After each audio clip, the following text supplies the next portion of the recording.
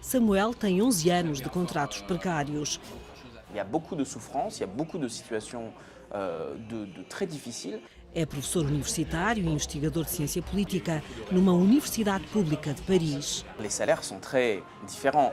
Je vous le disais, un vacataire, quelqu'un qui fait des vacations et qui ferait un service complet, autant qu'un enseignant titulaire en vacation, l'enseignant titulaire va gagner en moyenne 2000 à 2500 euros par mois. Le vacataire va gagner 550 euros par mois, c'est-à-dire moins de la moitié du salaire minimum en France. Entre a angústia e o dever a cumprir, há sempre uma escolha na sala de aula ou no laboratório e nem sempre ganha o dever. Le système est terrible parce qu'il fait travailler les gens dans des conditions très très mauvaises en disant oui mais c'est seulement transitoire, plus tard vous aurez un poste, mais seulement une petite partie des gens finissent par avoir un poste d'enseignant ou d'enseignante chercheuse ou chercheur à l'université. Aujourd'hui on estime à peu près 130 000 vacataires. A contratar precários, só os hospitais vencem as universidades francesas. Pelo menos nisto, nos números, sindicatos e Estados estão de acordo.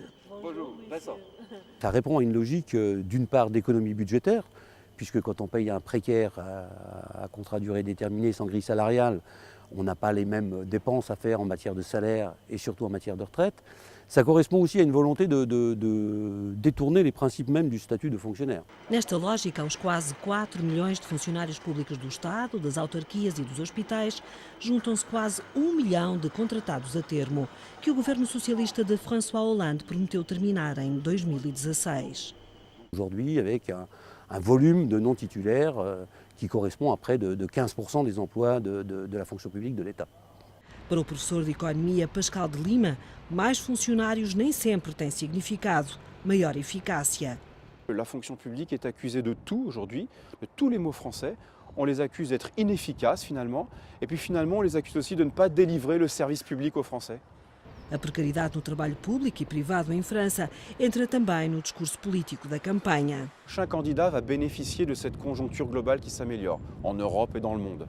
Maintenant, il faut aussi que les politiques du candidat soient en bonne adéquation. Et il y a des candidats qui proposent des choses pour réformer le marché du travail. Melhorar o emprego, uma esperança acalentada pelos que estão à porta da segurança laboral. 1 milhão de franceses só no setor público. Daniel Vela e Rosário Salgueiro, RTP, Paris.